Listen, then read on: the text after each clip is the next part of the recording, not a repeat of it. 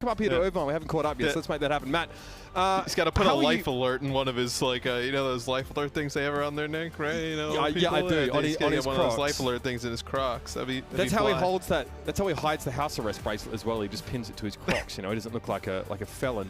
Obviously, I do love a bit of self-expression via one's footwear, even if it is, you know, Crocs, Matthew. But you know, you've already sort of said, okay, you feel like the Justice, you're taking a flyer on them here. A little bit of an outside pick, but both these teams, neither of these teams are in clinching scenarios here, but the winning team, especially the Justice, are like +5 in map differential. So a win here for the Justice could put them into the top 4 if a couple other things go right. It's not at the realm of possibility.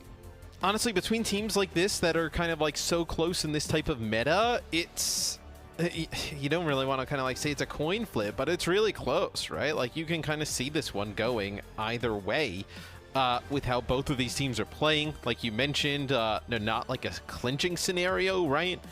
So you're really just kind of like jostling for position here in the Summer Showdown. Let's see who it means more to, obviously, right? I know with kind of how we see the teams play out today.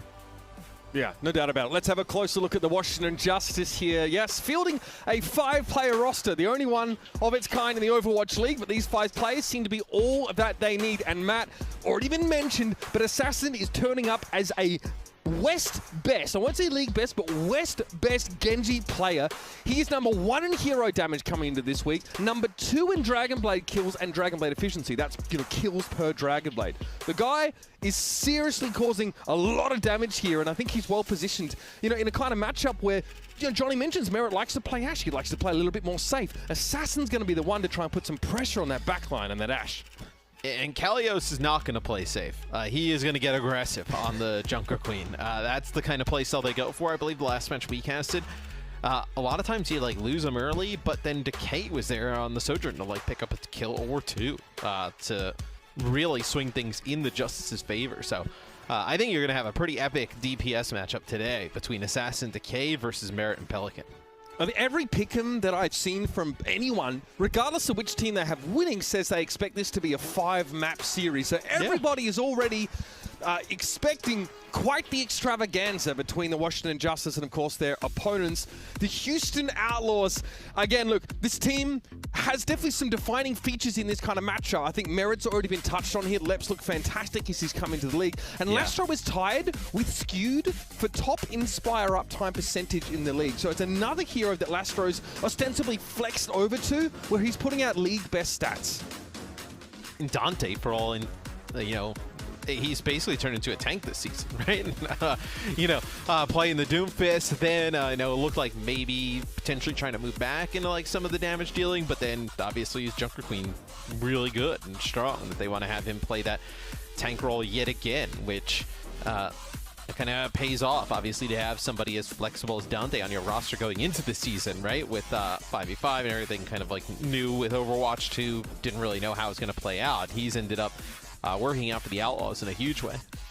So between these two teams, the Justice actually lead the Outlaws by a map differential of +4, which is really quite significant considering that they're both at 3 and 2 right now. So this is a matchup of 4th plays 6th. And again, getting into that top 4, you've got to make a big difference in terms of how your first couple rounds go when we get to Toronto. But both these teams are locked, so it's a great primer for what we should expect for 2 middle-of-the-pack, highly competitive rosters heading into the Summer Showdown. Here's something odd. Do you want to avoid the 4th slot? So that 4th place team obviously doesn't get to pick like their round 1 opponent. If the Gladiators were to qualify, I imagine you are signing up for a round 1 against the Gladiators, right? So that's a great point. I think obviously the Mayhem are really in a really roundabout way, yes. Yeah, the Mayhem are chasing that spot, you know, to sort of sneak their way in, as are sort of New York. So the Gladiators, though, with they're at 0 map differential right now. So yeah, there's a chance they come in at 8th, and no one is going to want to pick them because as soon as land comes around, it's like, hang about. These guys always seem to find another level, you know, and maybe we'll continue to see them explore that flexibility they've again been able to display. So that might be on the line here. Again, I'd say that neither team's thinking too much about that, as there's some of that is really going to be out of their hands here. But again, a matchup to really show your stuff. Both of these teams, of course, have played host to Happy at one time or another. I think there's some confusion there as well. I think Scotty was like, oh, Happy on the Outlaws. I know, it's kind of crazy. Both these teams have had incredible players come through. They have incredible players still on the rosters. And that stylistic difference between Merit and Decay might also come to the fore in this kind of matchup. Not only, Matt, when it comes to the choice of preferred hit scan hero. We know Merit likes to play that Ashe.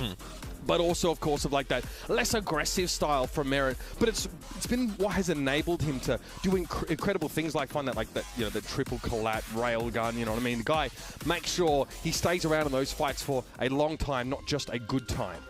I think, like Johnny mentioned, though, you can play a little bit slower, maybe with that Ashe, right? On what I mean, you got Junkertown in the pool, right?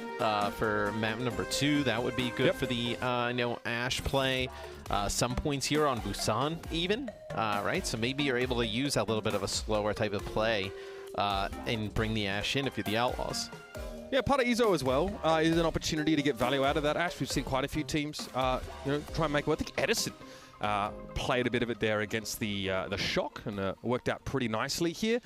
Now, again, historically, control maps look pretty good for the Outlaws, which obviously bodes well if you're going to be going to a sort of a long series here. But I do suggest you throw much of that out of the window because the Justice are fielding a much different look here. And remember about Kalios, remember about that aggression. Will the Outlaws be able to punish it, or does Kalios have a change in tact for this matchup? A fascinating head-to-head here between the Washington Justice and the Outlaws. It's 8-9, plays 12-5.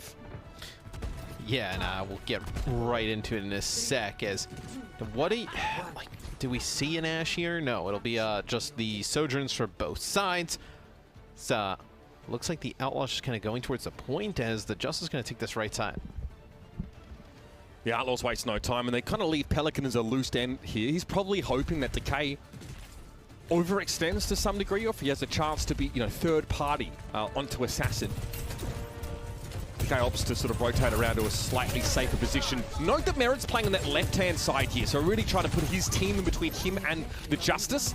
Decay, though, slowly inching forward here, applying a little bit of pressure to the Pelican. A lot of poke on Dante here. The Justice are very healthy by comparison. The Outlaws need to get Dante topped up, otherwise they're going to have to give up this ground. Oh, yeah, as Dante getting so low, and it's going to be Decay actually finding Pelican. It looked like almost he was trying to just burn down Dante, but the rail goes right through. Yeah, I mean, great start in that fight for the Washington Justice, Matt. Decay's able to move up, and Pelican's at half health or so. A lot of damage getting spread there as well by Krillin, who's able to push up and just punish anyone from the Outlaws overextended. And we did see Dante get booped around in that fight there. So, good opener. I just feel like the damage was well spread by the Justice here. They just had higher output. Yeah, so it'll be Justice now racking up percent on the point. You see Assassin way closer to this Dragon Blade here than Pelican. Where how do you want to attack this if you're the Outlaws? You're going to have to go around this outside, maybe poke a little bit, see if you can get a knife from Dante onto one and get somebody in close. Both Junker Queen's taking a lot of damage, but again it's Decay who finds a pick. This time it's on Lep. And now the Outlaws are pretty much condemned to push forward into this fight and give it up. Not great considering this is going to put the Justice above 50%. Look at that, sound barrier's already up. They've got the blade for Assassin here. Now Lep's team's taken a ton of damage, which has allowed him obviously to build his sound barrier, but still slower than opener. The Justice, so much to work with here. Yeah, and it's just not really great for the Outlaws in the sense that you're looking at this fight kicking off, what, 75% here on this point. Then you have a bunch of ults kind of thrown in. You may have one more attempt after that, and it may not even be a good one, depending on how it goes. Now Assassin takes his time to a degree, but he sees the rally come out, and it's time for the blade, so he forces the Outlaws to layer their support ultimates. Decay's going to hold on to that overclock for the time being, and Pelican still doesn't have a blade of his own. He'll get a mid to late fight, if at all. Merit needs to connect a few of these railguns. He's got a lot of space. That trademark passiveness giving him the safety he needs to line Assassin up. But it's been a trade. Dante falls in the front line here, which means that the Outlaws are still at great risk if they want to push up. But Pelican is going to try and make the play with the blade, and there's no support ultimates to slow him down here. Commanding shout will be there from Kalios, but that's going to be about it as opener falls to the blade. Pretty conservative stuff from Pelican there, Matt. He knew he only had to get the really one kill. Yeah, and he knew that the Justice were going to back out kind of regardless, right? As you saw Kalios gets his ultimate there, but he decides to, you know, back out. No reason to just kind of force the issue. You know you pretty much depleted all the Outlaws' resources, and I was going to say you go around this corner, hit a nice rampage, and you're good to go, but it's Merit finding a kill on a Decay that's massive. Is going to buy a little bit more time for Houston. I mean, Matt, in fairness, Decay was positioned ahead of Kalios there, peeking the corner, maybe trying to find an early pick of his own. He gets punished for that. Merit has far more space to work with in his opposite number. But the Justice are, of course, already at 99% here. We head into a fight where both teams likely will have Rampage. It'll be extremely volatile because there'll be no support ultimates to try and dampen the impact of that anti-heal and damage. Yeah, ooh, a nice little jump off the side here from Kalios. It's getting closer. I think just trying to line this up. He's got to be careful, though. Commanding shout to give himself a little bit more help. He wants it. Oh, that's an angle and a half. 3 players connected with there. Dante has to use his Rampage, and he only catches Kalios. The rest of the Justice could go to work, but Assassin is brought down by Dante. Decay returns to the fight and finds one, and now we have a 3v3 on the point. Commanding shout there, and Krillin's going to be falling to the disruptor shot. Dante shout will send the Outlaws forward, and winning that fight here is absolutely massive. And Merit was able to do so much work, man. Like, he rotated all the way around to basically this point here where the Justice are coming from and started to just crossfire on the Sojourn from there, and just so unpredictable. So, like, you know, the Justice didn't expect him to be kind of firing from that position. Nobody ends up turning, and you're kind of split between two halves of the Outlaws, and now the Justice find themselves in a lot of trouble. Lastro with the rally here. Be able to use that one preemptively if the Justice start to make the push, which they naturally are going to have to. And there it is. Lastro lets it go at the start of the fight here. So some overshield given out to Merit and Co. Merit, again, playing pretty safely. Doesn't want to inch too far forward, but is going to be harassed by Assassin, who's getting very close to a Dragon Blade. That will be a little bit of a red flag if it comes out for the Outlaws, and here it is. Assassin doesn't want to give them any time to respond. Left doesn't have a sound barrier yet, but Assassin is accosted as well. He's forced to turn around. Now to deal with the front line of the Outlaws, and Pelican is down.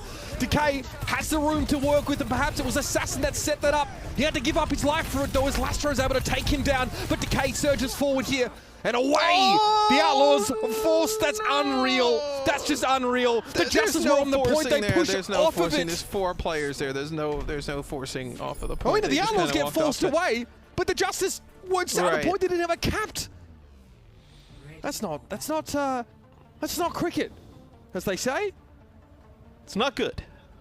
But the Justice were, you know, in control for a good amount of that round. The Outlaws battle back, though. I tell you what, once Merit went on that flank, started picking up some kills, it was...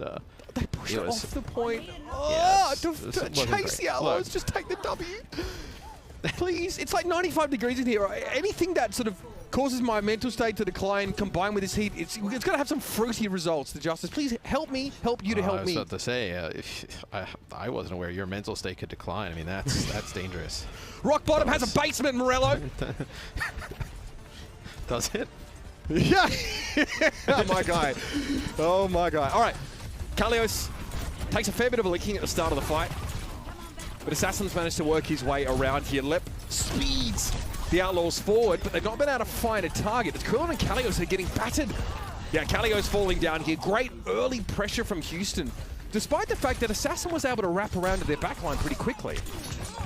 And the fact that, I mean, I'm more impressed with Pelican. Like, he was so weak, and from Assassin's POV, it looked like there were 2 players, like, attacking him. He's able to survive all of that. Some help with the reinforcements from the Outlaws. I think if you're the Justice, you may still be a little bit boomed after how that round ended, right? Like, still kind of mentally trying to recover here, where, you know, first little bit of this round, obviously kind of tough to bring it back. Here's a commanding shot here. The Justice need to buckle down. Decay's pretty powerful position here. A little bit hard to harass, but he opts to give up the high ground in favor of having a more target-rich environment. But the same can be said of the Outlaws as the Justice drop right into their laps. And they get absolutely eviscerated. Oh, Pelican's got a blade here. This is not great. This is not the second round that the Justice, like, they actually could have just won the last one, kind of taken some confidence, right? I mean, this one, sure. They end up kind of beefing it at the end, and now you find yourself way behind here at the beginning of this round. Some mid-range poke here from Pelican. He wants to drop down, a la Batman, and turn this into Gotham with the blade. Here it comes. Okay, immediate deflect there from Assassin. He has to get away, but Kalios has fallen. Good start here for the Outlaws. Either way, this blade doesn't need to do anything because the Outlaws seem to be so coordinated, and they're punishing the Justice with this pace of play. And the Justice are okay to like back out and kind of concede in some of these fights. The issue is they don't have many fights left. They just can't keep backing out and giving them up. This is it, right? Yeah, you've dumped all your eggs into this basket, right? 4 out of the 5 players have ults coming off this high ground here, but you know, Merit has been so good. He got that early pick in that last fight in the last round that really kind of turned the tides. Merit, a dearth of targets, but it does slow the Justice down at 96%. Washington need to move to the point here. Decay hoping to put some pressure down, but he hasn't connected too much either. Here's the Rampage. Decay hit by it. He's forced to take it to the high ground, and Pelican's there to meet him. Hammer and anvil stuff here for the Houston Outlaws. And now the Justice are down to 4. Sound barrier has expired, but Krillin was able to use that opening to find Pelican. It's a trade at best, though. Merit able to operate on the high ground, but he's a little low when Assassin knows it. He chases him down. That's 2 for the Genji in this fight. And then Justice have managed to organize a stay of execution at least. And they've given themselves a real chance, right? Because both support ultimates end up being used there by the Outlaws. Let's see this as, it's Pelican out of a dash. Oh, that's nice there from Krillin. But now Kalios, he has his Rampage, right? You can use this like over by the choke where everybody kind of has to funnel down, or the alleyway here. No support ult in response. So you do have an opportunity to really make this a game if you're the Justice. Oh, he's going to be so careful. He doesn't want to use a commanding shout, but... Here's a Rampage. Pretty good connection. The hitbox on that is like a bloody Mack truck. And Lep is downed. Dante here with the anti-heal and tick damage. Decay throws some extra dots in. Throw dots, more dots. Pelican caught by the Jagged Blade here, and it will be 2 in a row by the Justice. I love Pelican's idea there, is that he gets ripped in by the Jagged Blade, and he's like, well, I'm most likely going to die anyway, so let me just dash forward even further into the other team, try and get some damage or some kills down. Okay, well, Merit with a headshot here onto Assassin. As Assassin's just kind of like jumping up on the high ground. That could be it. To the high ground it goes. Look at the Justice. Look at all the ground they've given up. So the Outlaws trot their way onto the point here. Dante a little low. He'll be patched up in just a moment, and now Rally got to be used immediately. Pelican, where's the blade target? Okay, spots out the Sojin here. Can he keep eyes? Oh my! Pelican slapped up beside the head. His eyebrows at risk of disappearing into his hairline, low as it is. And that'll be it. The Outlaws keep the Justice at bay. An absolutely wacky first map in this series. But Busan goes the way of the Lone Star State. I think if you're the Justice, you can just take a little bit of time after this map 1 to regroup. I think seemed a little bit out of sorts after how that round 1 ended, but the Outlaws took advantage, especially Merit, going on that flank in that first round and picking up some kills, and then the early pick here onto Assassin, that final fight really turned the tide in their team's favor. Yeah, despite some moments definitely deserving of a Benny Hill theme played on loop, we still see these teams look quite competitive when it comes to these fights. The eye test does not lie in this case. So stick around, everybody. More opportunities for the Justice to gain some ground or drop the spaghetti after the break.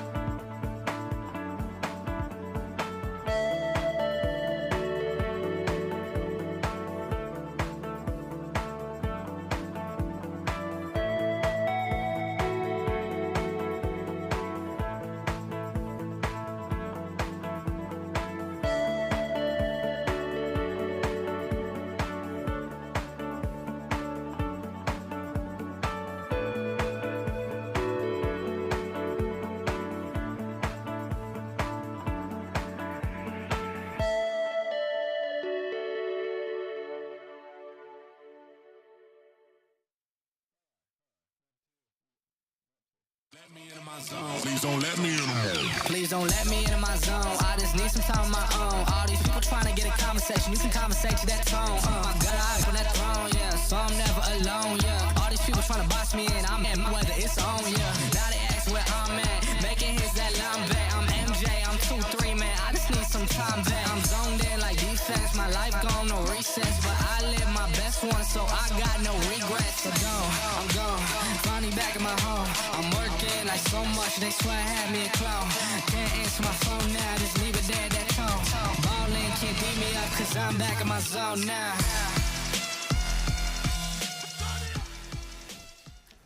So quite a few of the realities, the features that Doctor Strange peeked into in that first map, actually saw these teams be very competitive for like 3 whole rounds, you know, just an absolute barn burner, and it was incredible. In our reality, in our shard of the multiverse, the Justice just C9 on the first round, just walked straight off the point, and the second they just, well, they don't quite get there. You know, they managed to bring things back after being well behind, almost gets to overtime, but Merit goes hog wild. 30% of his team's damage, 8 final blows, 1 death.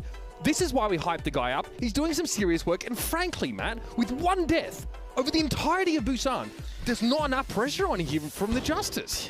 Yeah, I mean, we already know, like, I mean, everybody kind of mentions that, like, Merit may be a little bit more, like, wants to play a little bit more, like, further back, a little bit more passive, per se. I mean, I don't really know if you can kind of call him a passive player. Like, we see him in the mix constantly, just kind of, like, is wherever the team needs him to be.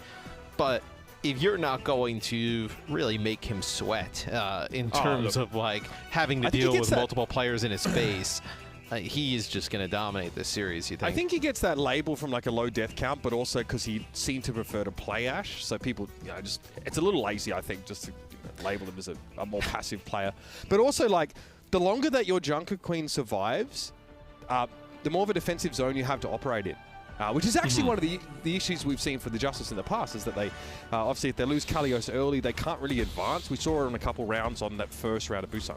Anyway, we digress a little bit, because regardless of whether he's aggressive or passive, Merit is where he needs to be, like you said. Paraiso, second map here. And it's going to be the Outlaws starting on defense. And no shock here in terms of the picks. We have Merit on Sojourn once more. And we know could have played the Ashe here? Sure. Like if you were going to play the Ashe, this would have been the one. Yeah, yeah, that's a great point, Mitch. Not shocked they're running the composition that 99% of teams are running outside of Florida. I mean, I said no shocks. You said, well. Okay, all right. Well, because we talked so much about the Ashe play. I know you don't remember. It was like 20 minutes ago. But, like, we talked a lot about that. You are older than me. My memory is well and truly intact. Thank you. But I'm you're the one that's than training you in UFC. spirit, you know? Yeah, yeah, okay. Just because you don't have a kid, mate. All right, I ages you real quick. Trust. Yeah, you're still putting the cassettes in your car. Okay. You have a 5 CD stacker, don't lie. Weirdo. Assassin over the top here. Just, you know, waltzes back through the disruptor shot. They managed to catch Pelican here, so in the neutral, the Outlaws get overextended somewhat. But they don't have any choice. They're being essentially surrounded as Assassin is walking back and forth through the choke here, and Dante is very, very low. He has 2 supports up right now, but I don't think there's any packs available for Lastro. So they just have to slowly top him up. It's so costly, though, like, in terms of, like, just overall, like, player HP pool to make this trek around the corner, though, for the Justice and not have a little bit of, like, a pit stop to regroup is, yeah, this should be the Outlaws who take it. So, one thing you kind of always have to even think about, and I think especially more in this meta, right, where there's not like a ton of fast, like, you know, commanding shout, right, gives the heal, but like there's not a ton of like burst healing, like especially like single targets, to where you come around that first corner and the second corner, and let's say you're down a player if you're the Outlaws. If you just look at like just the amount of health the players on the Justice have, like, the overall HP pool may be larger on the Outlaws because they're just overall healthier, right? Yeah, that's true. It's just the Junker Queen, right? That they come around the corner, the Justice, like, what they almost could have done is like taken like a half of a second, like a little bit of a beat to just like get some health right here where we're seeing Decay is, and then push through, but they just went straight for it. Here's a rally from Lastro, well ahead of Krillin, by the way. Lastro did so much work in that previous fight. And how do you answer this? I mean, you're pretty reluctant to use a sound barrier, and you're unlikely to go, never mind, they go for it here. Okay, in a 4v5, what can the Justice get with this is the question. Kalios is already half health. He has to use the commanding shout here. Krillin verging on his rally. Finally, he's able to bring Pelican down on the low ground, but it's going to be a trade. Crucially, Kalios is the first death here for the Justice. Not ideal. Their pushing power's gone. Yeah, and you end up using that beat, like you mentioned, like, you know, probably didn't want to use it there. Yeah, I mean, maybe they thought they were going to be able to force out sound barrier from Lep and then come back with an advantage, right, where you would have gotten both support ults out, you would have had your rally plus your blade, but Houston never really even threatened by it. They end up holding on to their sound barrier. And now you think the sound barrier kind of lasts long enough in this fight with all the ultimates available, like lasts long enough where Lastro probably ends up with a rally towards the end of this, which could swing it in the Outlaws' favor. And you know, they didn't even get a tick on that the first good attempt they had was the only good one. I'm looking at the Rampages here, frankly. Big impactful Rampages can turn this fight. Sound barrier for the Outlaws. They are so healthy right now. And yeah, the half of the Justice to stand up against this, but Lastro and Dante brought down. Krillin, though, caught inside that to stop the shot. It's easy pickings for Merit. He'll have to quickly reposition, though. Nice rail. Pelican's able to take Assassin down. And what does Opener do here? Not a whole lot. Yep, he's peacing out. Bye. Okay, Merit. Limber up then. It's map 2. Should already be nice and warm. Yes, Lastro's going to have this rally, and you're going to have a Rampage here for what will ultimately be you know, the final fight here for the Justice. Their final attempt to get this point A checkpoint, as it has not looked good this far. You can just put so much damage and kind of poke at range here if you're the Outlaws. You see like just Pelican and Merit there, like not able to put down big damage on anybody else. Lastro has doubled the damage of Krillin, by the way. Look at, I mean, the Outlaws are playing around Lastro. They play inside that small room there. Kalios tries to rampage. Yes, he's taken down. Yes, he catches 2 with the anti-heal, but Pelican may be kept alive yet. He gets a health pack, and the Justice get absolutely suplexed. Not even a paltry tick for the Justice. And I love the no panic from the Outlaws. The overclock is popped, right? Decay gets up on the high ground. They know they can just like line of sight it, just stay inside that little like bakery area and just sit and wait it out. And then when Kalios has to use his rampage, like they have the rally going and he basically has to just like launch his body into, you know, 4 players and he gets taken out instantly. Dante able to come back around, you know, get a decent rampage. I believe he got both supports and take the round. I mean, the first attempt was the Justice's best opportunity the entire round. And I think they just got too aggressive. They pushed the pace just a little bit too fast. They needed a second to regroup. Decay cannot find a final blow in that round. He is 0 for 3. That is just brutal. Yeah, it still gets Pelican and Merit, but... Well, the fact Pelican gets kept alive. He actually ends up getting a Girl Scout cookie hurled at him midway through the fight. I'm telling you, man, Lastro, 11k healing per 10 on the brick. Well, look at where the fights are taking place, though. Like, the Justice are trying to fight in this open space, right? They're taking so much damage in the open space that Krillin's only got 3 repair packs. You can't trigger the Inspire from there. And Lastro's only fighting like around that corner where you can easily start to brawl out. And he's brawling out against players who are not fully healed. Like, they're just lower HP. It's a huge advantage. Well, Lastro has also given 1,600 armor to Krillin's 625. So it says a lot about just how high the health pools of the Outlaws have been, right? And obviously, he's getting rally like 30 seconds quicker on average, which is kind of insane. So makes a big difference for sure. The Outlaws play around this small room. They want to get value out of that uptime percentage for Inspire. Now, they lose Lep here, a little bit dodgy, but Mira, look at the reposition. That's so classy. They don't even know where he is right now, and he punishes Kalios. This is unreal. Nobody's looking at the Sojourn. I don't know why.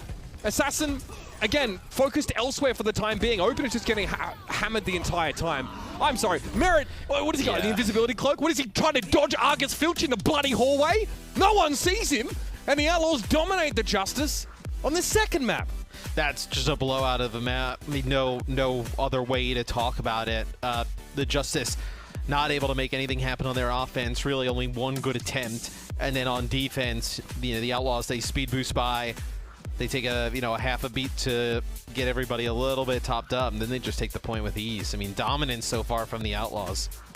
We all expected it to be kind of close, even those that thought the Outlaws would be on top, but this has been anything but. The Justice are listless, they're already out of their seats, they definitely need a bit of a chat, I'm sure, right now, because otherwise this will have slipped out of their grasp. The Outlaws dominant so far in this series, it's 2-0. Stick around, folks, we've got more to come.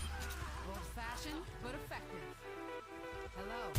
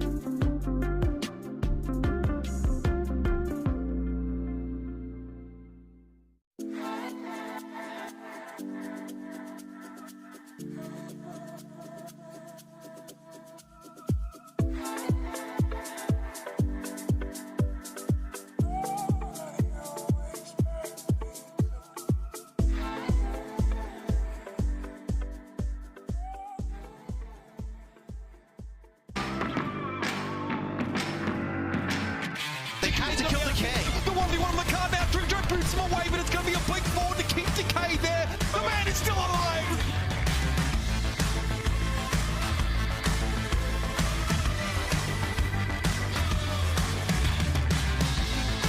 Look at this opener. And oh, look at that too. They got sent to the skies.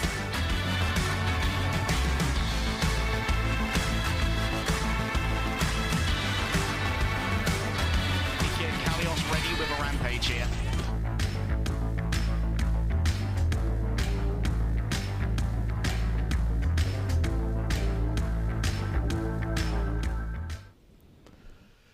Want to join the talented group, and I mean talented group, of OWL community artists? We'd love to have you. Submit your art celebrating summer vibes for a chance to be featured on the Overwatch League fan art gallery and on the broadcast. Now, those summer vibes, that's really up to your interpretation. It could be me melting in 100-degree weather here inside this garage, or it could be the Washington Justice completely capitulating. It could be, I don't know, Merit just invisible in that last map on Paraiso against the Justice, just doing what he does best. The guy still has 1 death for the entire series. He is 15 final blows and 1 death. And you know what, Matt? I don't even know if he's the scariest looking player on Houston right now. Because then Lastro is there just absolutely dominating on the break. I mean, this is what you're going to get when you have a pretty dominating series. I thought it would be like a close series, like potentially like a coin flip. Like thus far, the Outlaws, I mean, they have shut that down with how they've looked here in the first 2 maps. We'll see though, can the Justice turn it around here in map number 3? It's another one where long sight lines right here on Junkertown. Maybe we see an Ash, but even if not, you're going to have to pressure Merit a little bit. I mean, 1 death throughout the first 2 maps as far as not letting the Sojourner alive that long and being able to just farm damage and then hit rail shots. It's just not obviously going to be a good recipe for your team to have success if you're the Justice. I think we need to talk about the elephant in the room here as well, Matthew. Someone we talked up coming into this game. Assassin is 4 final blows and 13 deaths so far in this series. The highest deaths in the server by 3. Kalios obviously right behind him at 10. We have not seen Assassin deliver that trademark brand of pressure that we've seen him be able to enact on so many teams beforehand. He has been shut down. And the Justice are more than just suffering as a result of that. They are in dire straits without him. Yeah, it might be because Merit is so sneaky and slippery to track down and be able to find. And then also Lastro has been doing a tremendous job throughout this series as well. And with those 2 players, you're able to prevent Assassin from going wild. But right now, prevent him from even doing much of anything. So see Assassin probably just fire a shot here at the beginning. Doesn't get a kill, and now we'll be on our way. We sojourn for both sides. Yep, Merit more than happy just to play the Sojourn in this series, and it's kind of scary because it's not as if he played Ash because he wasn't comfortable on the Journ. No, either hero he's incredibly strong at. That's a commanding shout forced very early, and now the Justice have put themselves in a pretty compromising position. They're off the card at risk of getting spawn camped here. The Outlaws just need to be a little careful not to overextend here, but you can see that the pressure is being felt by Washington here, Matthew. Oh, yes, Kalios is another still shot. Really low, and he has to shout again. Someone and heal now the man. They know. Yeah, now they know this is the time to go. Well, yeah, I mean the healers are not in line of sight of them, right? You see them here where Pelican is fighting, and he's getting all these dash resets. Kalios is kind of trapped on the other side of the street, so to speak, where not able to make it across without having any of his help. Filthy stuff. The Outlaws weren't interested in playing right outside the spawn doors, but now they've been given an opportunity to have such a forward hold. They're going to take it. Decay didn't quite have the rail charge to finish the job there, but Merit's out of the picture for the time being. His pressure being absent will definitely have an impact. And yeah, Kalios is able to get rid of Dante there. The Outlaws do push in. But let's just be real here. They just got 90 seconds for free. Sat out the front of spawn for the Justice here. Washington need to get their skates on, and I don't just mean opener. Yeah, no, nobody had to use any ultimates for the Outlaws, right? There was no kind of even attempt to. Where now, if you're Justice, you build some stuff up. Maybe this first corner, you take another fight, or wait to see a fight a little bit closer to where the point goes through. It looks like with how fast they're getting out of the spawn, yeah, you're going to be able to fight this right here on this corner. Oh, there's the shout. Okay, looks like the Outlaws try to punish Decay's positioning there. He's able to dodge away, though, the trademark mobility that makes Sojourn so nasty. The Pelican gets in there. Oh, man, a railgun body shot. Decay still forcing him to respect him here. Another one, keeping Pelican's head down. But the Justice have had to give some ground here. Oh, Krillin not in the... Oh, yeah, no. as soon as they see him up there, they're able to just track him down so fast. He's up on that high ground, and, Pelican is looking for targets. As soon as they see Krillin, within seconds, you just have Pelican, and I believe it was Lep there at the time. They got right on top of him. So. popping off there. And you got both support ults here for the Outlaws too. I mean, look how far Kalios is away from this rampage as well. Like, he's just been taking so much damage trying to get close. They layered both support ults here, Houston. Yeah, they get rampage as well. It's gonna hurt. Opener's down. Krillin clinging to life. Kalios also gonna fall here. So it's gonna be the Outlaws trading up. Only losing one player there was Lastra. He's often in the thick of things. And now we're under a minute left in the round, and there are no support ultimates on the board. In fact, there's really nothing on the horizon for the Outlaws here. Kalios may be able to build ultimate in this fight, but it's more likely he'll have to play aggressively to get it. And I mean, it's more very likely punishable not. play style. Yeah. I mean, you're almost more likely to see like a Pelican. Well, I mean, Pelican could get the blade here, depending on like how fast kind of this fight ends up kicking off. But yeah, like what they've been doing is just poking Kalios down from range, like making it really look difficult to get in, because he doesn't want to use the commanding shot right away. He wants to save it, but there's not enough healing to go around, and they get opener. Unreal. That's unreal. Merit's able to find opener. Standout player in this game, to be sure. So Kalios hasn't quite built that rampage yet, but he will have it for the final fight. I must warn you though, ladies and gentlemen, the bell begins to toll for the Justice here. They're going to have to get it right, and they're going to have to get it right now. Good start for Decay. Pelican taken down. That's a railgun headshot. It's a pretty precise working to get rid of a key play here, but Kalios is low. He's already used a commanding shout, looking for a way to make use of this rampage, but may not have to worry about it at all. Yeah, you probably are not going to get another attempt here for the Outlaws. Let's see what they decide to do. You know, do you get everybody up and like speed out and really try and make a push forward? Do you just kind of give it up and play for the second checkpoint? Looks like Pelicans, you know, making his way over here. They're gonna leave it. Yep. Yeah, they're gonna leave it. That's the right call. It's the safe call, right? With the way things are going right now. The Justice have somewhat of a peak in an old economy right now. But again, if the Outlaws are able to sort of abuse the Junker Queen's sort of uncomfortable positioning on that first point, that choke as they move out into the open, then here as well, it's going to be a bit of an issue. For Kalios, he has to play high ground if he wants to get a decent rampage. Ah, I love the wrap. Very clever. Let's see if it works out. Blade here for Pelican. He drops down. He's able to dodge it. Everybody dodges it. You can't be serious, man. Well, we don't get a great angle of it. Like maybe like was Kalios booped there or something, right? Boop him. Yeah, that's kind of where my head is at. I like the idea though of making that rotation to get a good rampage, because there's just no real good way for Kalios to get it with everyone up on the high ground like that, unless he like comes out of spawn. Still, man, that's soul crushing. Let's see what happens here. Blade up this. He hits the corner there. I don't know if like maybe he thinks he's gonna like clip the stairs, right, and kind of go all the way up the ledge, but actually ends up going to go into the corner. It's not good. But the Justice have now their DPS ultimates coming online. Dante similarly hoping to rampage the Justice en masse as they group up and flank. They are trying to outmaneuver the Outlaws here, but the cart needs to be moved right now, and the Justice a little split in their positioning here.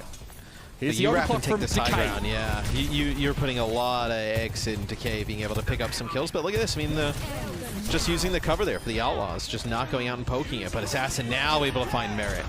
That's what Assassin hasn't been able to do all series, man. Put that pressure down on Mirror at the start of a fight. I mean, when he uses Overclock, no less. A very high value elimination there from Assassin, but a pretty decent rampage isn't followed up on by the Outlaws. They have a rally in place so they can regroup, and picking up Decay here is rather crucial. If they want to go now, they'll have the player advantage for a brief window. Yeah, as they have Pelican back in the mix, but it looks like the Justice, they want to back up. They know they have to wait for Decay. Dante's low anyway. Yeah, Pelican's going to also just farm up some of this Blade here. Just the poke damage at range. All right, Washington, no guts, no glory. This is it. They barely managed to hang on after that first point. They're going to need to double down here. The high ground held by the Outlaws here, so uncomfortable positioning once more for the Justice. Opener takes a big hit. He's forced to take sidebar, as there's no burst healing available, as we've discussed. Pelican Blade here could seal the deal, but Dante's taking a lot of damage early. Here we go. Blade in. Krillin trying to get away. He can't escape, but he had Rally. The rest of the Justice are going to benefit from that incidental healing now. Pelican climbs the walls to avoid Kalios, and now he can drop down and put some pressure on. Kalios is forced away from his team, and the Justice cannot touch They're stopped halfway through the second phase of the map, which in general isn't really indicative of a strong attacking round.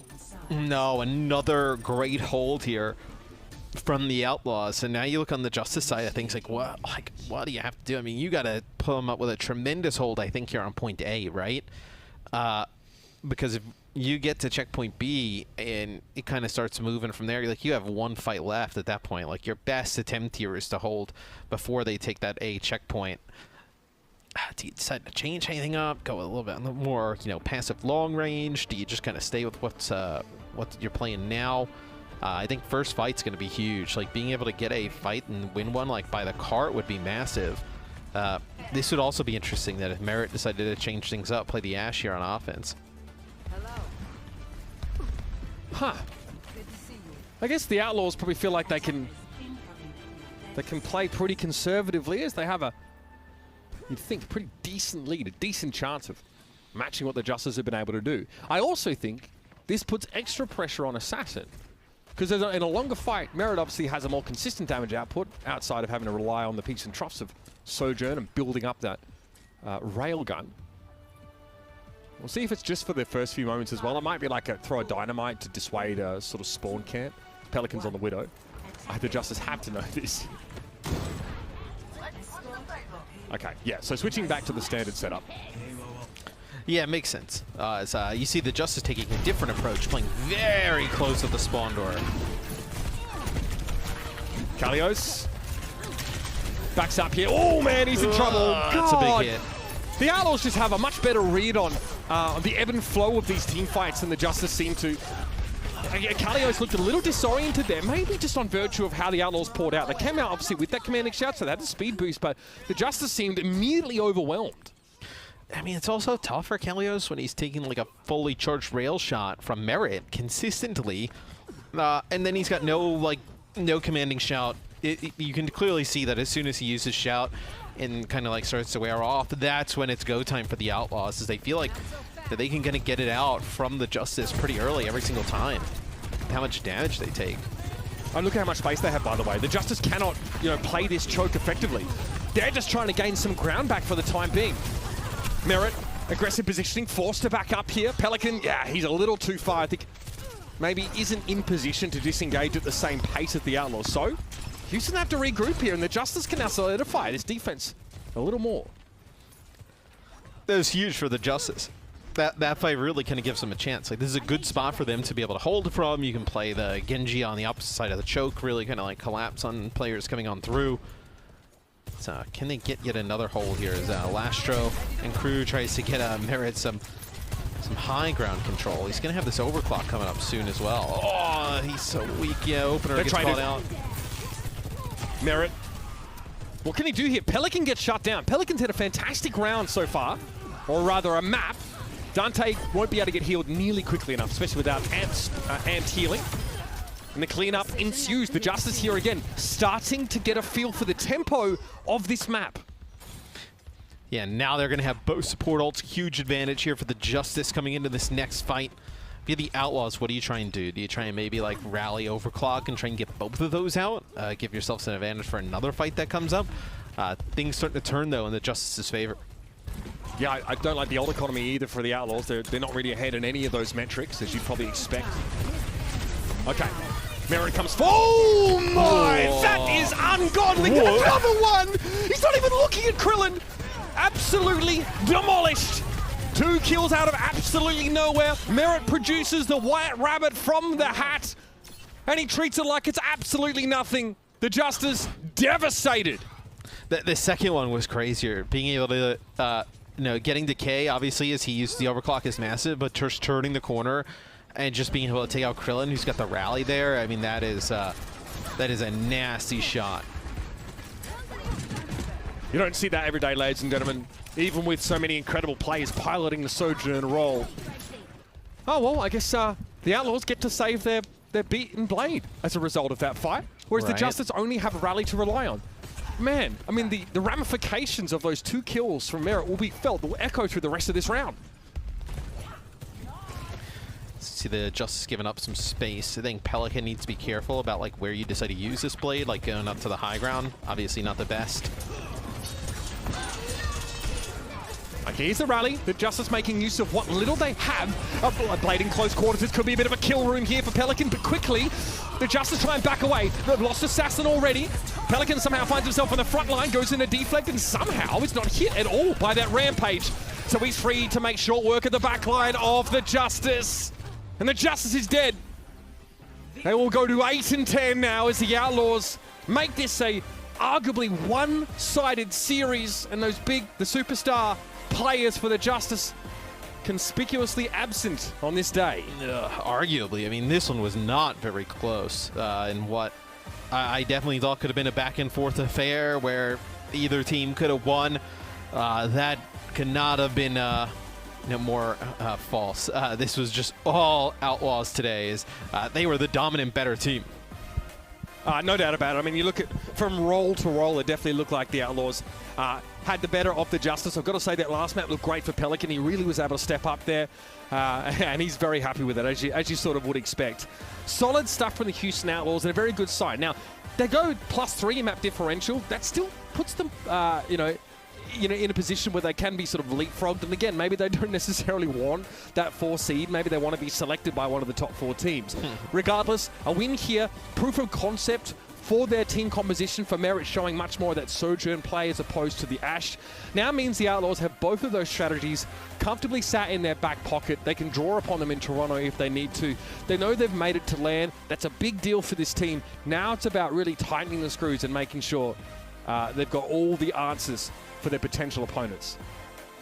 Yeah, it's just really strong play by everybody on the Outlaws today. The player of the match for this series obviously could have gone to really just about anybody here on the Outlaws, but we ended up going with Lastra today. I thought Merit's play was really strong, but Lastra on the Brig I thought was like a huge difference maker, like a big gap between like him and Krillin's play today, as Lastra was just able to keep everybody alive. The Inspire proccing pretty consistently. Good use of the rallies, getting in the mix, being able to pick up some kills. So really good series here today from Lastra. Yeah, you can keep your MTD. I'll take the SBD any day of the week. We mentioned a couple times just the difference between the Brig's output and Lastra. We talk up Skewed as like a really, a very powerful Brig player. Lastra has also had an incredibly good series.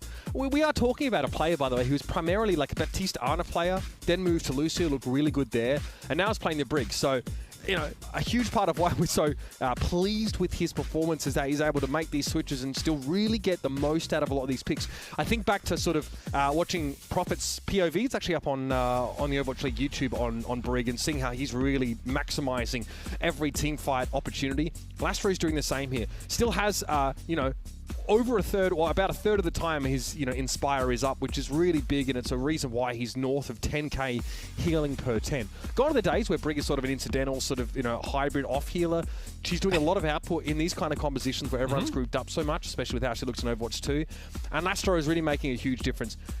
The reason why they win Paraiso is because the Outlaws understand they need to play in that room next to the point, benefit from that uptime percentage, benefit from, grouping everybody together and letting Lastra go wild on them. I'm really impressed by the Outlaws in this series, and it wasn't nearly as close as I think anyone expected. No, the Outlaws today look like a real contender, in the Summer Showdown. A team that can really kind of push any other to the limit, where the Justice, I just have more questions for them at this point. It's just hard to contend when you're so wildly inconsistent, where today just a really inconsistent play. I don't think that's the Justice we've seen over the last few games, so really rough game for them. Yeah, no doubt about it. Their woes continue after showing us maybe they might have what it takes with this team set up. Perhaps there's question marks over their stint in Toronto coming up. Anyway, we're going to jump to a quick break. We'll have a post-match interview, and then we'll talk about our third and final match of the day here in the Summer Showdown qualifiers. It's getting pretty heavy here as all the teams try and get their seedings in line. Still much more to be played for today too. I'm trying to push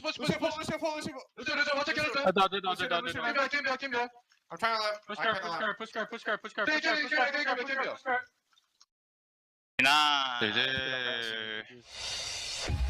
The Overwatch League is brought to you by Upper Deck, the official trading card of the Overwatch League.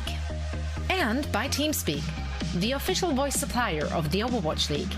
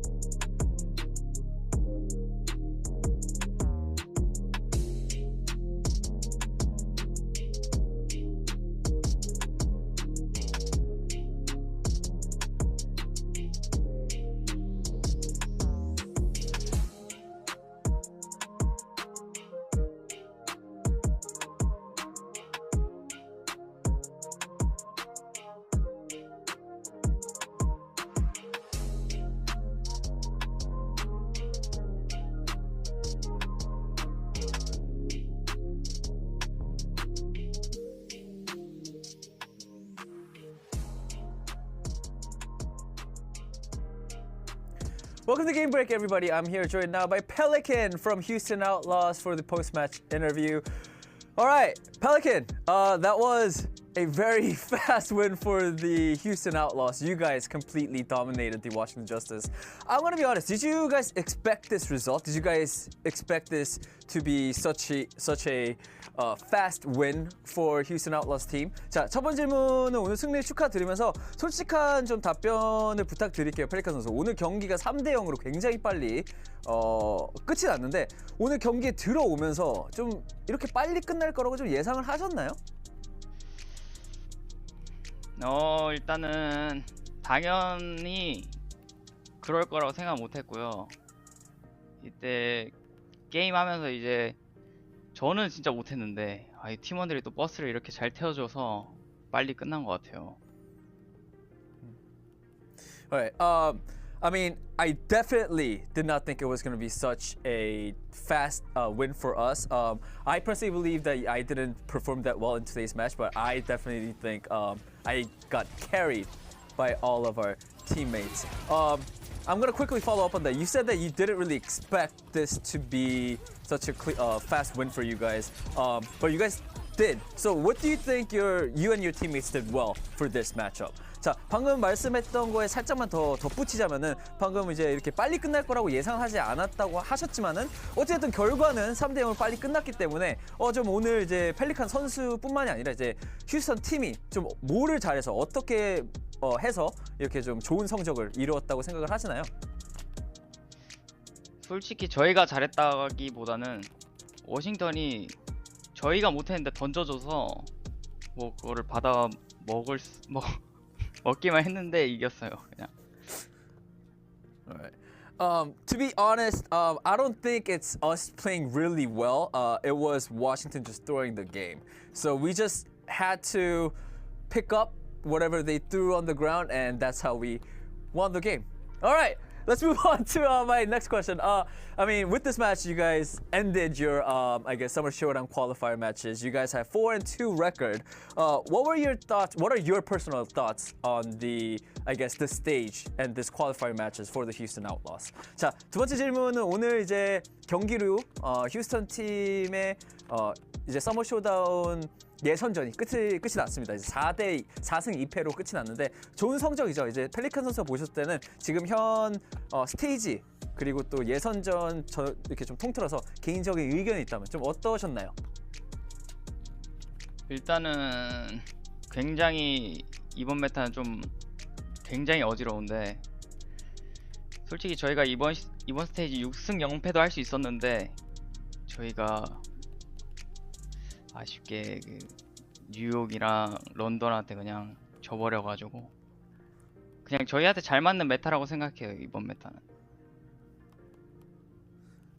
네, 알겠습니다. Alright, I mean, I just want to say I think this meta is a bit hectic or crazy and confusing. There were a lot of chance, or there was definitely a chance for us to go 6-0, but unfortunately we lost to New York Excelsior and London. That didn't happen. But at the end of the day, I do believe this is a very good meta for the Houston Outlaws. I believe as well, and from what we saw today, if you guys continue this, I think you guys could really take it all the way. 저도 그렇게 생각을 일단 하고요. 그리고 또 이제 이렇게 좋은 모습 계속 보여주시면 끝까지 좋은 결과 나오지 않을까 생각을 합니다. Alright, with that being said, let's end this interview. Thank you so much for your time, and again, big congratulations on the win. 자, 인터뷰 마치도록 하겠습니다. 펠리칸 선수 감사합니다. 바이바이. 감사합니다. 바이바이. Nice. Yeah. They threw, they just had to pick it up. But I mean, you know, it was a very decisive win. Yeah, Very one-sided. Very, very one-sided. Yeah, Johnny, I mean, you picked Washington Justice, so I think it's time for you to defend. Whoa. I didn't expect them to throw. It's hot in here, right? I thought they'd bring their A game, you know? I didn't expect them to come in and just drop the spaghetti on the floor. No, honestly, you know? no, because I'm on the same boat as well, because I expected this to be a really close match. I think Matt and Mitch also said the same thing. Because previous couple matches, Washington looked really, really good. Yeah, they have. I was actually very surprised of how they were performing. So I expected this to be a close matchup, but it wasn't. So break it down for us, guys. So there were some real fumbles in the middle of that match. You know, we think of the opener beat on their attack on Paraiso, just like it made no sense why going into a 4v5 you would be dropping that one there. Then we have the Junker Queen ultimate coming out on by Kalios, where it just hit nobody. So they, sorry, I didn't even talk about the gargantuan C9 that happened on this round as well. So they just, other than obviously the big glaring just mistakes more than anything, the big thing was just how isolated they made themselves. And I think the Houston Outlaws did a great job of punishing that. Time and time again, every time Kalios overstepped, you know, we talked about, is his aggressive style, is that a problem? That's why his numbers are so high. The Houston Outlaws made it a problem for the Washington Justice, making sure to isolate him every time he was stepping up and just finding picks time and time again and just moving as a unit. Houston Outlaws, as Pelican just said, do look very comfortable in this meta and should be a team that should be feared heading into the Toronto land. Yeah, I think one thing that's definitely shifted from week one is we're seeing so many more teams exercise discipline when it comes to taking these fights and minimizing the amount of damage they take that could lead to potential picks on their own behalf. So I was surprised to see Washington Justice, how much they like expose themselves to potential picks that, you know, Houston Outlaws, they are experts at finding these picks. When it comes to Merit Sojourn, for example, Pelican's ability to dash in and finish off some of these frags. And so, yeah, I did expect the Washington Justice to be a bit more on the same page, minimize the amount of damage they took, but instead, they just got picked repeatedly. They looked unsynchronized, and yeah, it wasn't a good performance from the Washington Justice. On the other hand, the Houston Outlaws, I said on Platchat earlier this week, I was like, I'm ready for the Houston Outlaws to take the next big step as a franchise, because they've looked good, like pretty much the entire season. They're 13-5 in the regular season. Like, we wouldn't believe that they are 13-5 based on like the public perception. We'd be like, yeah, you know, they're 10-8, maybe, you know, like 11-9, or wait, 11-7, 11-7. Just adding losses. But like, actually, Houston Outlaws, they're a good team. They just need to like take the step towards being like elite. And now you have Merit popping off like he's never done before. Pelican is like playing some of the best Overwatch of his life. And so I think that this should be the stage for the Houston Outlaws to go from like good, like top 6, like lower bracket team to Toronto to like, hey, it's time to make top 4, Houston. I'm not kidding around. This could be your big chance. I completely agree. You know, I remember I was actually talking, some fan added me on Twitter because I was being down on the Houston Outlaws when they fell out in the second round of the lower bracket. And they were like, you're being harsh to them. They've been playing better. They've been making improvements. That's not where they want to be as a team. They want better aspirations. As Johnny said, top 4 would be a good performance before them, but even then, they want to go higher than that, and they have the potential. They are playing at that caliber. I will be really disappointed if they make it to this Toronto land and sort of underperform to their own expectations again. I don't think that's going to happen, because every time Houston's in, like, if they need to clutch out a win, and if it's in a tournament, Pelican's gonna do something crazy. Yeah, it's true. He does do crazy things. Yeah, talking about crazy things. Okay, that didn't work. No, it's yeah, true. crazy. Yeah, no, this crazy matchup. Yeah, there you go. Vancouver Titans versus Boston Uprising is next. Okay, here's that. This is crazy. This is crazy because what you're about to see is a completely new look from the Boston Uprising. They've already been tweeting, they've been talking about it. They're putting in the 3 Western players. So they recently acquired Mag. They were playing a fully Korean lineup with the V brothers, but Laurie has been removed as head coach. They are now playing their 3 Western players. I have no idea what to expect. We know Punk is good on that Junker Queen. We know Crimzo's a great player. Seeker is the new addition, and I'm excited to see what he's going to be able to show us. We've had so much new talent come into this roster. I just hope that they're actually practiced and they're ready for this match. Look, I think that the Boston Uprising, under Laurie's head coaching, they sort of cater towards this more like disciplined kind of style, like very, you know, like not very creative. Yeah. They were very like slow in their approach and they were very systematic. It's like, hey, we want to use these abilities to engage, you know, flow chart, ultimates, blah, blah, blah. I want to see them come out today just like, yo, you're not going to qualify for Toronto stage anyway. Just come out with like energy and like fun engages and like show something different than just this very systematic look that they've shown throughout their entire career. So, you know, maybe that would inspire some like happiness from the players, you know, willing to take initiative, some engagement, stuff like that. Video games, It's just video games, yeah. time and time again. Look, Hunter said, he came into the LA Gladiators, but like, I just want the LA Gladiators players to like have fun playing this game. And it paid dividends. I want the same for Boston Uprising. Make them have fun playing the game. They've been like benched. I'm going on a rant here. But they were like, oh, we're all Korean. Sorry, Punky, you're not allowed in the lineup. You're gonna be all Korean. That's not fun. Like, if you're Punk and Crimson's, like, you guys are just screaming like all Korean. We're not allowed to like take part in the conversation because we don't understand Korean. Like, no, just get everyone together. You know, group of friends. Like, time to play some Overwatch. We're gonna win this game. Like, we got a chance. It's the Vancouver Titans, for Christ's sake. Yeah. They can do it. Titans. Come on, Punky. I think that's a really good point. Everyone should have fun, and I know our caster pair for this matchup always have fun, and they bring the fun. Matt and Mitch, hello. Hello. I'm surprised. I'm so much fun. Are you? To who? Oh yes, definitely. Who are you? Who thinks you're fun? Danny thinks having I'm fun fun with you, Matt? Danny, you don't think that's true. You I'm don't gonna think be that's fun, honest. Danny. There's no way. No, I'm gonna be honest. Every Be time honest. I don't know. Like, I think I just love Matt too much. Like, every time I just see him or like talk, I just laugh. I can't do anything else but just laugh. I do that too, but for a different reason, Danny. Yeah. Yeah, I like hanging out with I like hanging out with Danny. It allows me, you know, whenever I hang out with Mitch, it's like, you know, Mitch just talks and then I'm about to talk, but then he talks again, and then he just keeps talking again and then again. And again. I'm like, oh hey, let me talk to Danny real quick. Hey Danny, what's going on? Me and Danny are the, you know, we gotta get a crazy day one day. Me and Danny gotta cast a game. I don't know what that would be like. Go to Disneyland. Oh, next no. time. Terrible idea. Now that I said it, I'm gonna, Danny and bro, I'm gonna say like Matt one word. would be Out of like a 2-hour cast. that would be Like one word. that would be an experience. I think that's probably the way to put it. That would be an Danny experience. is, Danny be is so too pure to be uncomfortable. corrupted by you. Yeah, no. I don't know about that. Yeah, you are, absolutely. Matt, you are booming the desk via, like, What do remotely you right mean? now. I'm watching their whole posture. As soon as you start talking, everyone starts sliding down the chairs like, oh, my train of thought just been interrupted. One's by gone. We talking told again. you. Unbelievable. Unbelievable. Johnny, Shins McGee, any I thoughts? don't think crosstalk is in my contract. But can we just- McGee. Oh, sorry. I'm hearing somebody by here say we've got something far more important than this conversation. Yeah, it's a matchup between two teams already eliminated from Toronto. Okay, yeah, we'll get on that. Sorry, guys. Duty calls, I guess. Vancouver? Yeah, okay. What about Vancouver's my kind of Toronto. Titans? All right. Oh, by the way, Matt, is anyone else allowed to get on the train? Has the train slowed down enough for anybody to get back on it? No, Or you we've just done with that? converted it. We've already on the converted train. into a No, you're not on the luxury train. What are you talking about? one-person train.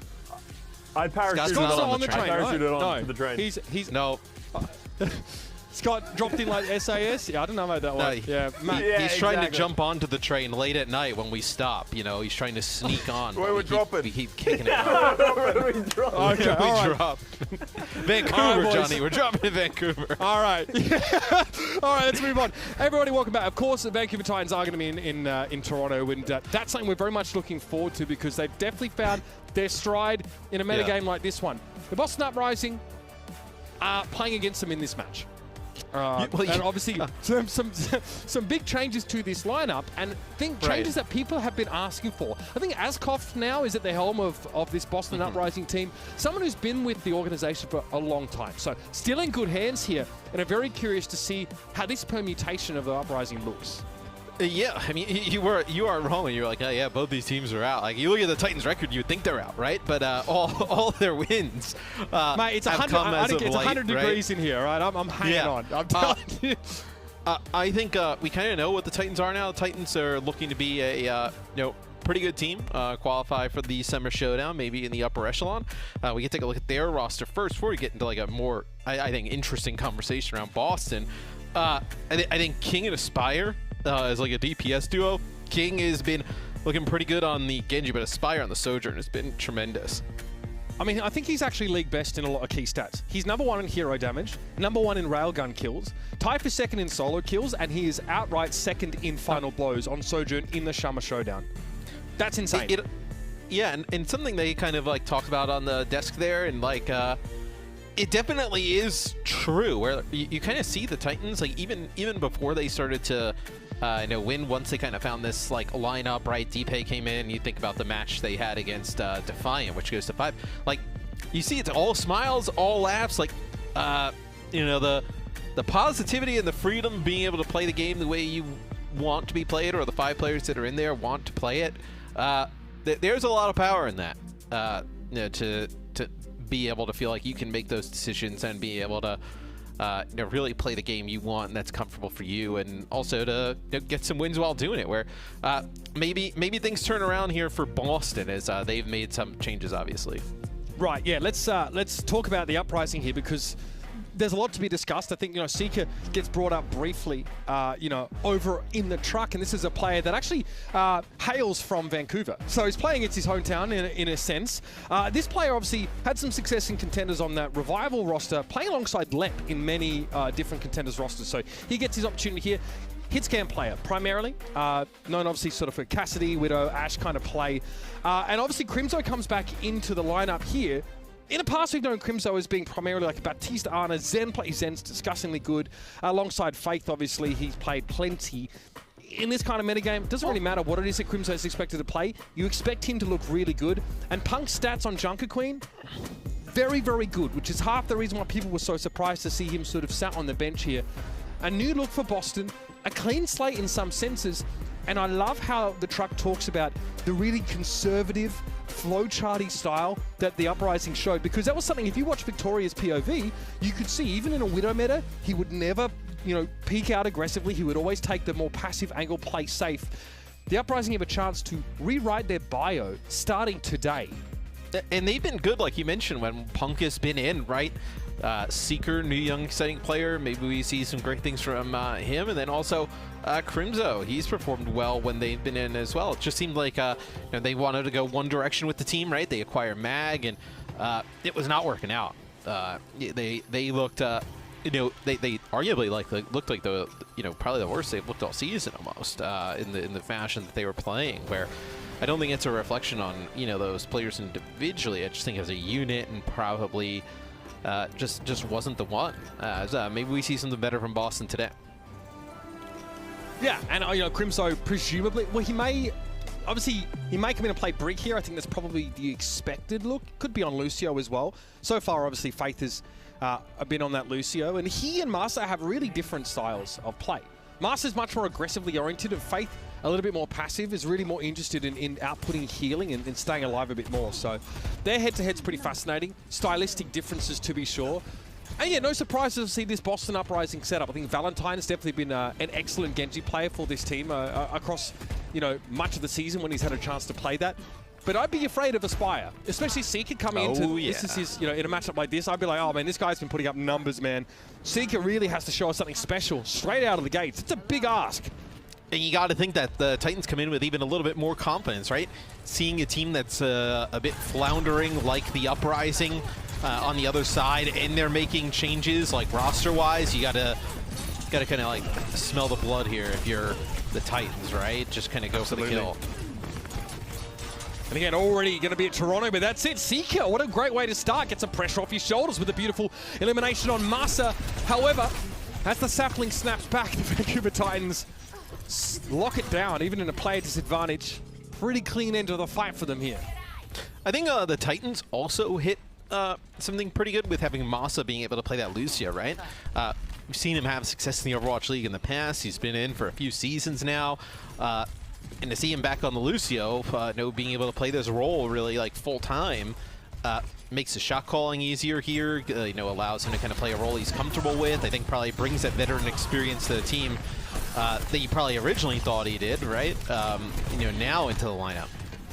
Miro really vocal at the moment. You can see how he's trying to guide his team through this sort of situation. Navigating the reef pretty comfortably here. It's Crimzo gets picked off early, and Miro is playing aggressively. The fact that you see a Junker Queen pushing up like this to tell you everything you need to know about the sort of matchup here. It's a very confident Titan starting to punish the Boston Uprising.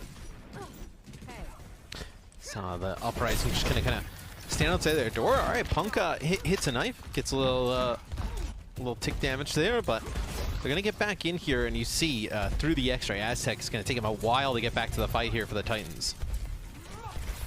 Miro a little low as well as a result of that.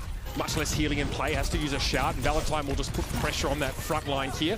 Crimzo has the rally. No support ultimates up here for the Titans, but Miro's close to a rampage. He needs the health, and Seeker Great job. He's about 30% health on Mirror. Seeker gets rid of that last vestige of HP with a nice rail gun. And that'll put Boston back in the driver's seat. But they spend both support ultimates to do this. Yeah, I was going to say King ends up using the Blade, and they end up using their last support ultimate, the sound barrier there, where that gives a huge advantage to the Titans. You can come in, sound barrier of yourselves, you have a Rampage. Should be enough to flip this point back. Up to 20% now for the Uprising. Rampage, it's pretty good. Punk hitting the front line, Seeker in the back. You really want to at least get the Sojourn with that ability, and King is able to follow up. There's nothing Sojourn can do. If King's able to get close enough to Seeker and there's anti-heal at play, it's all over. King, good deflect timing there. Valentine going a little low as he tries to push up, and that's a flip of the point here. The Uprising now want to try and make something happen in this fight. Oh, it's 5 players caught with the Rampage. It's absolutely ginormous from Punk. Can you follow it up, though? A player advantage. Will it be enough to take the point? Yeah, it looks like it will now, as for instance, like King could have jumped on and contested for a bit, dragged that one out. But yeah, that Rampage was massive. Gets all 5 players there. Now the Uprising flipped the point right back, so not that much gain there by the Titans. Really, that's about as good as you could ask for if you're the Uprising, right? Considering knowing what you're going up against in Ultimates, ultimately losing that one fight, then coming right back and taking it. Seeker trying to take this one into his own hands, but Aspire doesn't one better, downing Valentine. Yes, the disruptor shot gets a bit of space, and Seeker's able to respond. Both Genjis traded out for both teams. The Titans may be happy enough to slow roll the way to the point here. And Boston give up a bit of ground, even though it's a 4v4. Here's around. Oh, Crimzo got caught there. Not ideal. Unclear if he got yanked out of formation with a Jagged Blade, but either way, that's a bit of a sitter dropped by the Uprising. Yeah, and Aztecs thought about pushing forward there and maybe going for the kill on the Valentine, because he wouldn't have been able to come back for this next fight, but opts to go back for the rest of the team as Boston will touch to trigger OT. Here it is. Commanding shout from Mirror. The Uprising go for the rally. They have a sound barrier as well. Support ultimates favor the Uprising, and Punk strikes first again. Oh, they're looking pretty darn good, the Uprising, to take this fight. But they spend both support ultimates again. I guess they feel like they had to there, despite getting a player advantage early. The Uprising, they're still in this. Maybe they feel like they needed to. Maybe it's obviously getting this support line together, as we haven't seen them in a bit, as the Titans come back 99% with a sound barrier blade combination at the ready. You also have that sound barrier to counter this Valentine blade that'll come through. So right now the Titans, I think, managing their ultimates a bit better as Seeker gets really low. Oh, he's down. Yep, didn't get healed up quickly enough as Mirror picks him off. The front lines come crashing together. Valentine can't find any with the blade, and King, well, he got exactly what he needed to. The one kill on Crimzo will be able to seal the deal here as the Titans, pretty much on sheer weight of ultimates, come back in. And they'll be able to end the round here and now, surely. Boston looked quite competitive, I've got to say, but ultimately not enough. I mean, it was better than we've seen Boston look in a while. It's kind of what I expected, to be honest. Like, there wasn't really a concrete reason to move away from Punk in terms of how he was playing as a tank. So to now see him come back, continue that good play, try and get Crimzo and Seeker in the mix, and maybe you can start to go in the positive direction here for the Boston Uprising. But they still find themselves down 1 round. Really solid round for Punk, 4-2, despite being obviously in a losing round. 42% blade accuracy. That's come up about Punk before. People mentioned how frequently he's connecting those. Mirror's 3-3 with 32%, just for your interest's sake. Let's head now into Garden. Solid start from the Uprising there. They were able to punish Aztec's overextension at one point. That was a real big turning point for Boston as they almost got back in the driver's seat.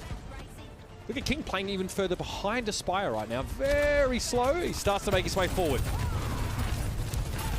You also have to consider, Mitch, we talked about obviously the Summer Showdown with the Titans already have made it. Yes. And their record sitting at 3-14. Boston at 5-12. Like, these two teams sit on the fringe of the play for the overall season playoffs. Where you win a game here, if you're the Titans, right? You get within 1 game, and you're going to get that 1 league point just for attending the Summer Showdown.